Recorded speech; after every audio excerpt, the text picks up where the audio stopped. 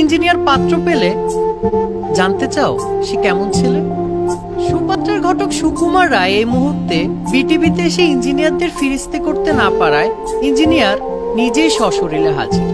তোমার মতো সুন্দরী, সুশ্রী, সুকণ্ঠী, সুভাষী ও বুদ্ধিমতী মেয়ের জন্য আমার মতো ইঞ্জিনিয়ার বাদে আর বিকল্প কি বা হতে পারে?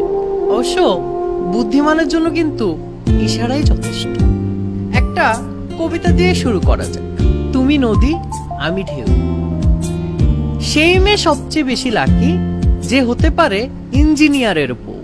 কিন্তু দেখো আমার সামনে মনমরা দুটা মানুষকে দেখো, তার মাঝে যিনি ডাক্তার, সে তো তোমাকে খেতেই বাধা দিবে, যেতে বাধা দিবে, অর্থাৎ তার সবকিছুতে কেমন যেন একটা বাইন্ডিংস ব্যাপার চলে আসে।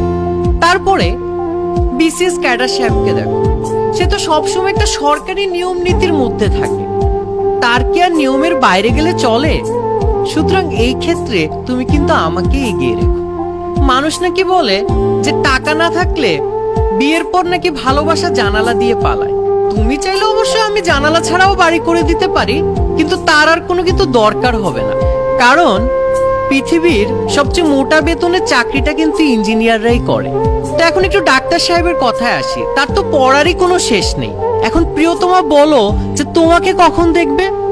এরপরে বিসিএস ক্যাডার সাহেব, সে তো বন্ধের দিনগুলোতে সরকারের কাজ করতে করতেই ব্যস্ত থাকবে, তোমাকে সময় দেওয়ার তার সময়টা কখন?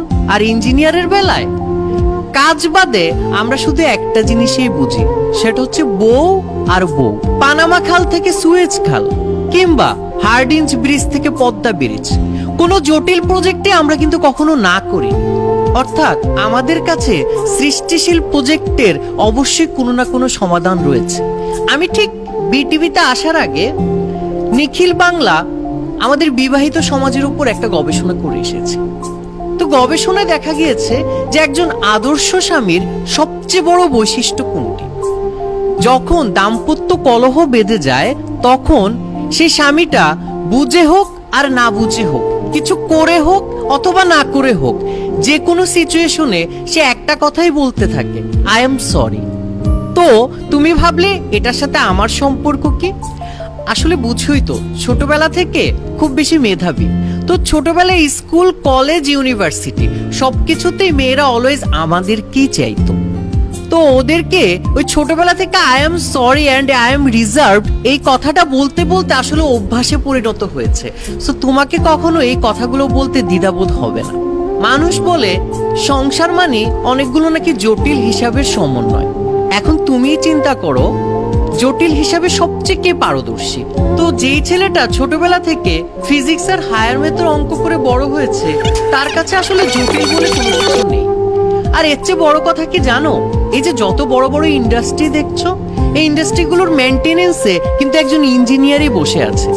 যে মানুষটা এত বড় ইন্ডাস্ট্রি চালাচ্ছে, সে যে তোমার সংসারের মেইনটেনেন্সের দায়িত্ব নিতে পারবে না, এটা কিন্তু কখনো হয় না। সুতরাং তোমার সংসারের মেইনটেনেন্সের দায়িত্বটা তুমি আমার উপরে নির্দ্বিধায় ছেড়ে দিতে পারো। আমার পাশে যে ডাক্তার ভাইটা বসে আছে, চিন্তা করে দেখো, কাটাকাটিতে সবসময় কিন্তু সে অভ্যস্ত। কখন যে তোমার হৃদয়টা কেটে নিয়ে যাবে সেটা কিন্তু তুমি টেরও পাবে না। পদ্মা সেতুর যে পাইলিং হয়েছে, সেখানে যতই ভূমিকম্প, জলোচ্ছ্বাস আসুক না কেন, সেটা 100 বছর পর্যন্ত টিকে থাকবে। আর তোমার আমার বাইন্ডিং, সেটা যুগের পর যুগ মানুষ বলেই যাবে যে এটা কখনো আসলে ভাঙা সম্ভব নয়। সবশেষে একটা কথাই বলতে চাই, এমন স্বামী কোথাও খুঁজে পাবে না কো তুমি। সকল স্বামীর সেরা সেজে ইঞ্জিনিয়ার আমি।